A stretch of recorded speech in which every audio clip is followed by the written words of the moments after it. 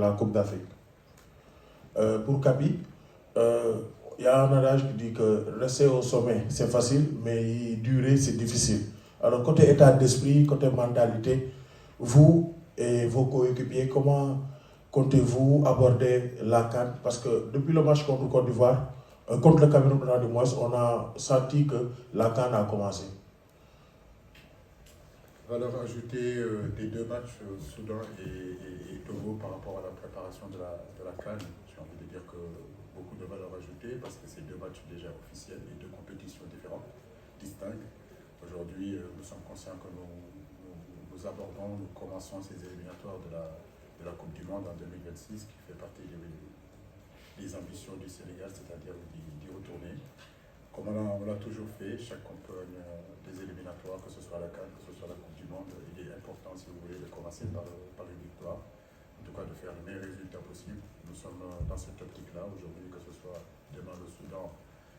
Nous nous sommes bien préparés et nous espérons en tout cas emmagasiner déjà les 3 points qui nous donnera cette capitale confiance pour qu'on puisse aller au Togo et justement essayer de faire le meilleur résultat possible. Donc oui, la CAN c'est une chose, mais la Coupe du Monde aussi c'est très important. J'ai envie de dire que les deux compétitions se lient, du fait que ce mois de novembre là, il y a les deux matchs contre le Soudan et contre le Togo. Merci. C'est au capitaine de répondre à sa question. C'est vrai, concernant l'état d'esprit, on est en train de travailler dessus depuis longtemps. Je pense que depuis le mois de septembre, on est en mode Coupe d'Afrique, CAN. On sait que la compétition va être vraiment acharnée cette année. On sait qu'il faut se préparer très tôt et on l'a fait au mois de septembre contre l'Algérie à la maison, contre le Cameroun le dernier match. Et je pense que ces deux matchs vont nous aider à continuer à bien travailler, surtout au niveau de l'état d'esprit et de la mentalité qu'on doit aborder à cette Coupe d'Afrique. On sait qu'on est tenant du titre, il y a beaucoup d'équipes qui voudront gagner contre nous, qui voudront nous faire échouer.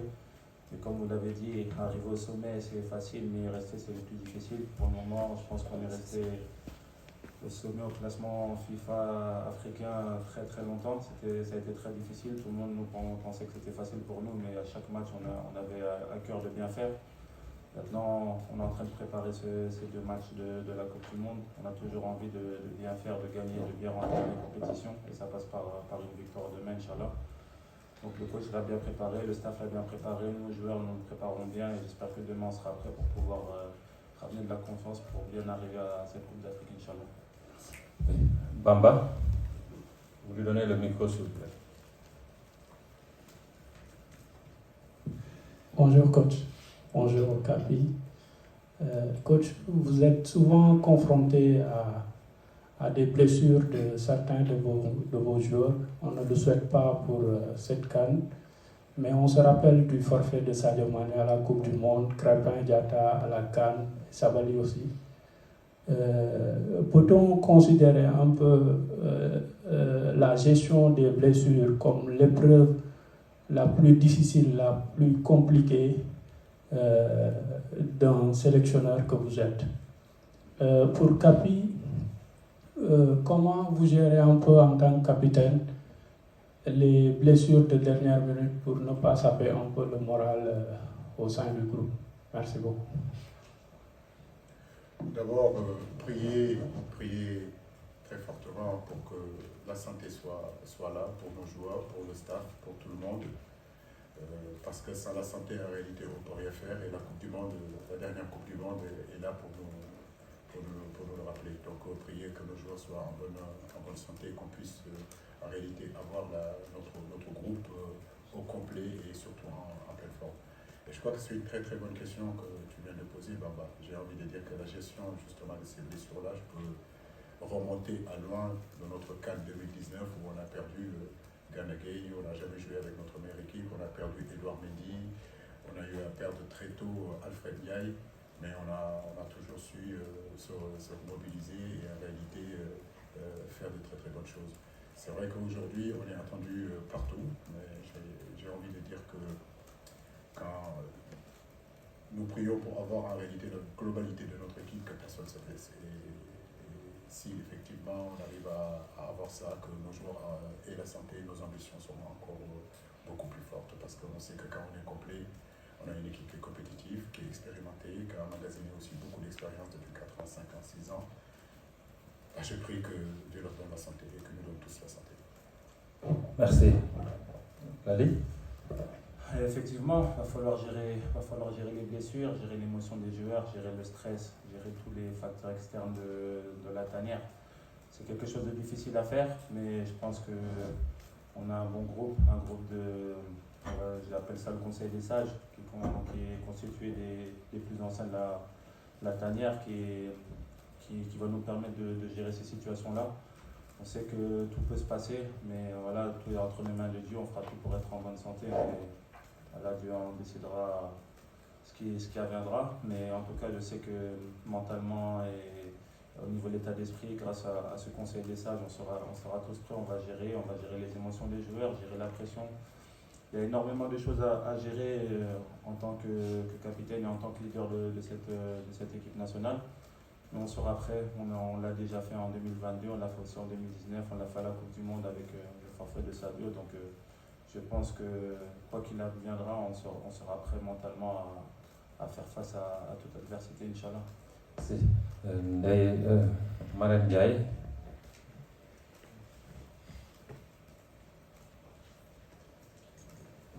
Alors après on prend juste 2 questions.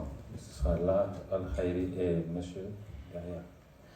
Bonsoir coach, bonsoir Kapi. C'est Marine Ndiaye du journal Les Échos. J'ai une question que je voudrais partager à vous deux. C'est par rapport aux matchs qui se sont déjà joués pour la première journée de ces éliminatoires. Vous avez vu le résultat. Le Sénégal est affiché comme favori devant le Soudan et le Togo. Qu'avez-vous à dire par rapport à ce statut de favori-là? Oui, c'est vrai que quand il ne faut pas qu'on se mente. Aujourd'hui, les gens qui réfléchissent dans le football, les gens qui sont dans le football peuvent avoir en réalité un diagnostic en disant que le Soudan est moins fort que le Sénégal et que nous sommes les tenants du titre et puis notre équipe est regorgée aussi de talent, que normalement nous devons gagner ce match-là. Oui, mais comme je l'ai dit, nous sommes toujours humbles. On sait qu'un match de football reste un match de football. Il faut le préparer de la meilleure des façons. Nous sommes en train de bien le préparer. Nous ne sous-estimons personne. Il nous faudra jouer à notre meilleur niveau demain pour justement rentrer dans cette compétition, je le disais tout à l'heure en préalable, dans les meilleures façons, parce qu'on a un deuxième match aussi qui sera très important et on sait que le déplacement au Togo ne sera pas non plus facile. En réalité, notre objectif, Inch'Allah, c'est emmagasiner les 6 points pour justement mieux préparer cette CAN-là qui est en train d'arriver sur le plan psychologique et surtout sur le capital confiance. Merci, oui. Al-Khairi. C'est vrai, être favori, c'est des estimations que les journalistes, les gens de l'extérieur font, mais pour nous, ça reste un match. Un match, c'est 11 joueurs contre 11 joueurs, voire 23 contre 23. Avec les remplaçants et tous ceux qui sont sur le banc, mais nous on veut faire bonne figure, on veut gagner ce match, on sait que ça va être un match difficile où une équipe va tout faire pour gagner contre le Sénégal. Nous on fera tout pour continuer sur notre route, essayer de gagner ce premier match. À chaque fois qu'on a commencé une compétition, on a souvent commencé par une victoire. Donc Inch'Allah, demain on va tout faire pour commencer par une victoire et bien entamer ces éliminatoires de la Coupe du Monde. Et pour nous, c'est important de gagner déjà ce premier match de demain. Et ensuite, on préparera tranquillement le match du Togo mardi. Je pense qu'il faut prendre match après match. Et le match de demain est très important pour nous. Donc, on ne va pas regarder les statistiques. On va seulement faire tout pour bien préparer le match et gagner le match, Inch'Allah, et faire plaisir à notre peuple. Merci Al-Khairi. Malheureusement, ce sera la dernière question avec Al-Khairi, puisque on doit... Oui. Bonjour, c'est Al-Khairi Aïdara de Walf TV. Voilà, c'est Al-Khairi Aïdara de Walf TV. Capitaine, je commence par vous. Tantôt, c'est vous dans la défense avec Moussa Niakhaté, c'était avec Abdou Diallo. Est-ce que vous parvenez à gérer ces changements, des fois sur les latéraux également? Comment vous gérez ça? Pour le coach, comment vous appréhendez l'intégration de Lamine Camara? Est-ce que Lamine Camara, est-ce que le rodage, ça reste encore pour le rodage ou bien maintenant vous sentez qu'il est prêt pour être un titulaire? Écoutez, il est là, il n'y a pas de problème d'intégration, il se sent très bien, c'est un jeune joueur. pétri de talent, comme beaucoup de jeunes joueurs que nous avons au Sénégal qui sont en train d'arriver petit à petit avec l'équipe du Sénégal. Aujourd'hui, il a aussi des joueurs très expérimentés qui sont là, qui sont en train de l'accompagner. La seule chose que nous pouvons, c'est de l'aider à continuer à s'intégrer dans cette équipe-là, avoir cette exigence-là en réalité du haut niveau. Mais on n'a pas de doute que c'est un garçon qui a énormément de qualité et ce groupe-là vit tellement bien que n'importe qui peut venir s'intégrer parce que justement les anciens sont là pour bien accueillir et mettre dans de meilleures conditions ces jeunes qui sont en train d'arriver, donc qui pensent au football et surtout qui nous apportent cette insouciance qu'un jeune joueur peut avoir, cette fraîcheur qu'un jeune joueur peut avoir et avec l'expérience et le vécu des anciens, ça risque d'être quelque chose de très bien. Khalidou?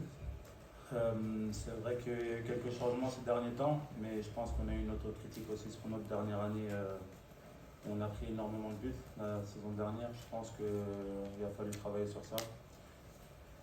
Qui que ce soit qui joue au poste de défenseur, on sait que c'est très important de ne pas prendre de buts, que ce soit moi, que ce soit Abdou, que ce soit Moussa Niakhaté ou encore Abdoulaye Seck. On sait qu'on veut tout faire pour ne pas prendre de buts et garder la cage à violer. Je pense que sur la dernière saison, on a un peu failli sur certains matchs et je pense qu'on veut retrouver cette confiance-là, retrouver cette solidité qui va nous permettre de gagner des matchs, gagner des titres. Parce que comme le coach le dit, l'attaque nous permet de gagner les matchs, mais la défense nous permet de gagner les compétitions. Et c'est en étant solide qu'on pourra gagner des compétitions et il faut qu'on retrouve cette solidarité-là et cette solidité.